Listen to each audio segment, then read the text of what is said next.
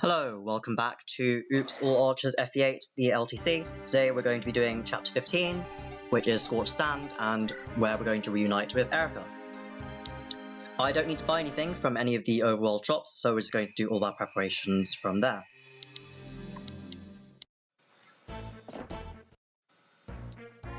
The units that we need to bring that aren't our flyers are literally just Ephraim because he's forced, Natasha because we need her to build her staff rank still, Dusel because reposition is good, and L'Arachel because Galeforce is also good. This means that we live in a world where we're going to undeploy Seth. How could this happen? There's no point in storing Ephraim items because he's going to get given 2 Sacred Twins off this map anyway.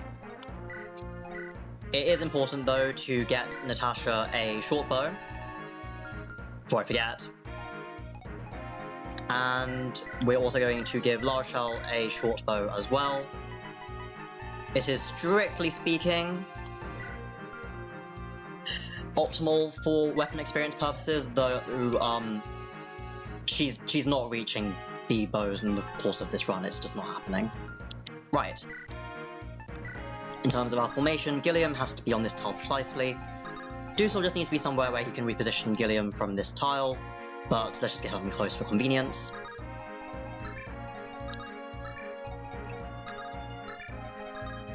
Right.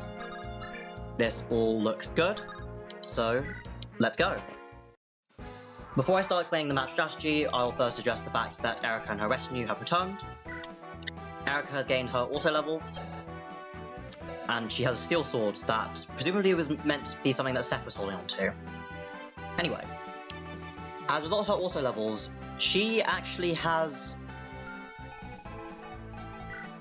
more strength than Ephraim currently, and even if Ephraim catches up, they'll have the exact same strength, so long as their promotion bonuses don't change that, and she will have more speed, because the con difference doesn't matter when her weapon already doesn't weigh her down.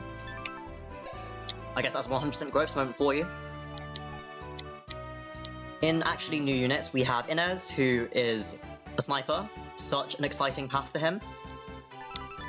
His skill is not normally 100 in Oops All Archers, but I set it to that because Sniper's class skill, Sure Shot, is skill percent activation. That just means that he can do a bit of extra damage when I need him to. Slash, if I need him to. I'm not sure if I actually will need that. His personal skill is bow range +1, which, as it says on the tin, increases the range of his maximum range of his quick bows by 1. So this silver bow, for instance, normally 2 range, in his hand has 2 free range, which we can see if we were to stand here and look at who we can damage. Anyway, overall, very solid, would obviously be better on Eirika route. Even in this context, he would be the only person who could very potentially get 2 S-bows. I don't think it's possible, but he could.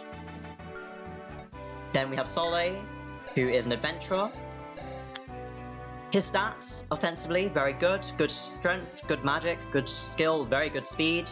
Defensively, HP, defense, and res could be a bit better, but his luck is quite nice. His personal skill is slow burn. I think that it goes without saying that this will not be very useful in an LTC run. Not least because I believe that I should have the entirety of this run wrapped up within 15 turns, let alone try and stay on one map for those 15 turns. As an adventurer, he is able to use Lock Touch, and despite the fact that it says that adventurers can equip bows and staves, you may have noticed he has light tomes in his inventory, and he also has a light tome rank. This is because even though the adventurer class itself cannot use them, his personal light weapon rank has been set to 121 weapon experience, which is the exact threshold for B. Unfortunately, perhaps, all of the Sacred Twin bows, all of the Sacred Twin tomes even, are now Sacred Twin bows, meaning that there is no Evaldi tome, there is an Evaldi bow. So, if you are going to play this hack, I would advise against training someone up to S rank in any tome, unless you really value that crit bonus. Anyway, in this 2-turn clear of this map, Quick Burn is going to be very unimportant, but Saleh is going to be of some use because he's just going to move here, equip his Shining Bow, and he's going to kill 1, 2, 3 enemies over the first enemy phase. This Berserker here will attack him from this tile with the Hand Axe, meaning that we'll get given the Dragon Axe. We don't need it, but it does mean that we're technically maximizing the most of our side objectives here. Moving on to the actual meat of the map, Dusel repositions Gilliam his full move, who then moves his full move and javelins down the Shaman, gets this Lunatome, and he gets the Silence Staff. The reason why he got the Silence Staff so quickly without you noticing any arrow dancing is because I altered the code in FE Builder so that it's now not just thieves and rogue/adventurers that have a 100% chance to get desert items, but also Wyvern Knights and Kinchies. Right. Garrick is needed over there, so we're just going to have him visit the village now. Master Seal. And over enemy phase, all of these guys should die on him. Fantastic. L'Arachel moves here. Short bow. For a tiny bit of weapon experience that will not matter. Moves over here. To Shining Bow. This Troubadour. The Troubadours we have to specifically go out of our way to attack because they don't have weapons, so they won't attack us. I also don't think that they'll attack that this one here will try to attack anyone with his Berserk Staff because the hit rates will just be so bad. Right. Kyle has to move his full move. And now we need to do a bit of a maneuver to silence this here Shaman. Similarly to Berserk, it seems like in Oops L'Arachel's Evolved, Silence also does not work, and I can't seem to find a way to make it work, so we're going to use that error, shall we call it, to our potential advantage. So Ephraim's going to move here so that Natasha, with her short bow, will be able to simply move here and try to quote-unquote silence. So this, I do want her to actually hit, so I'm going to save state now. If this doesn't work, then I will come back and meet you in a future where it did work. So let's give Staff get silence.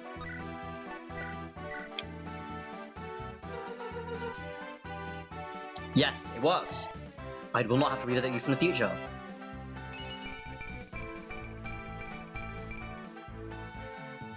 Fantastic.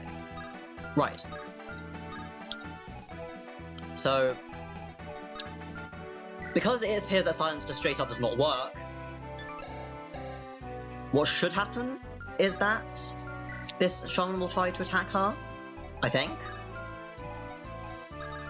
Let's find out together. I believe that there's nothing else nothing important that anything else needs to be done, so let's just move on to the enemy phase, which will involve L'Arachel killing a lot of things, and therefore will speed that up slightly.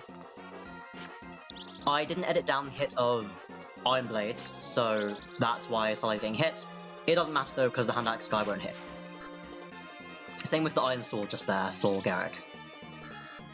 We get the Devil Axe.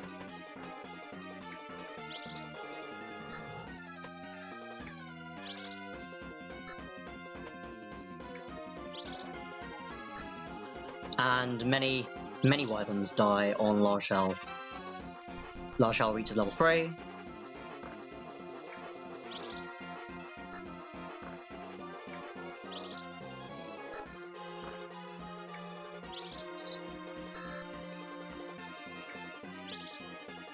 That Eclipse Shaman attacked her because no one else was in range, which is very convenient. Yeah. It's a bit of an exploit, but it's what the ROM seems to be working on, so I decided I'm just going to leave it. There's the Dragon Axe. Oh, Javelins is still at 100 crit, but I set the Shining Bow so that it negates crits like Hop on Guard, which is why L'Arachel's not getting crit at all.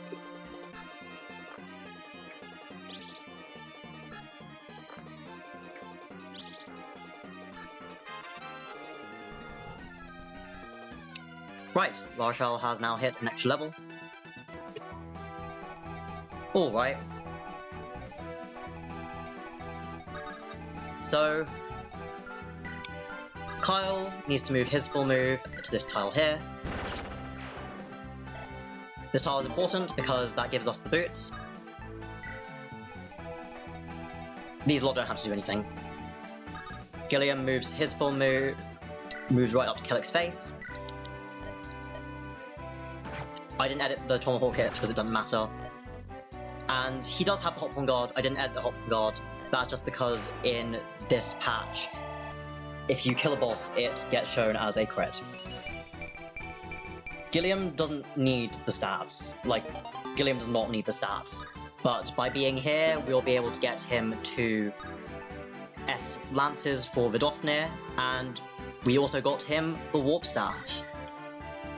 So he's going to kill all 7 of these enemies over here. Unfortunately, he can't kill them all, which is why Garrick needs to come over here, because these Axe Spicers are out of his range. Fantastic. Right, so L'Arachel short bows down this enemy. We get Men's Staff. And now we attack Volta with Shining Bow. Because of the level that L'Arachel got to become level 4, she's able to double him, but this wouldn't be a problem even in previous attempts where she didn't, because if she attacks him on player phase, then she kills him on enemy phase. Get the Philly Shield. And now we have someone else to try and silence. Try and quote-unquote silence. So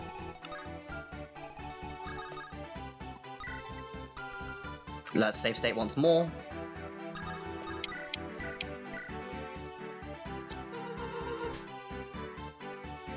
Right, I will be back in the future where that did actually work. I'm back from a future where that did in fact work, so we've gained that experience. The range is exactly perfect after that level up, where this one will die to her on enemy phase.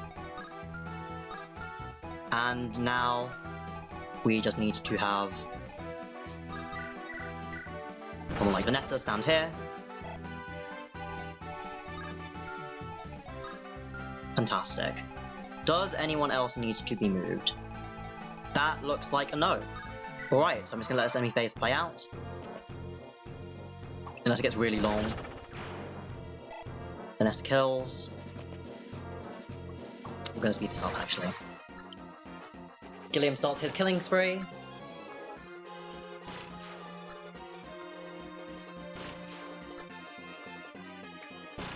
Garrick gets his kill.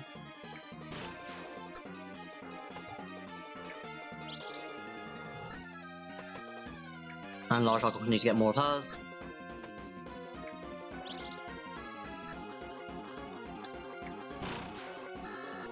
And due to the bug, Natasha got another level, which is nice. And there is S Lancers. And we have reunited with Eirika. Now we get the Tolma, that sword that we all recognise, and Excalibur, that bow that we do not all recognise. So yeah, that's our Anima Tome, now bow. Just like we have our Gleipnir, our previous Dark Tome, now bow.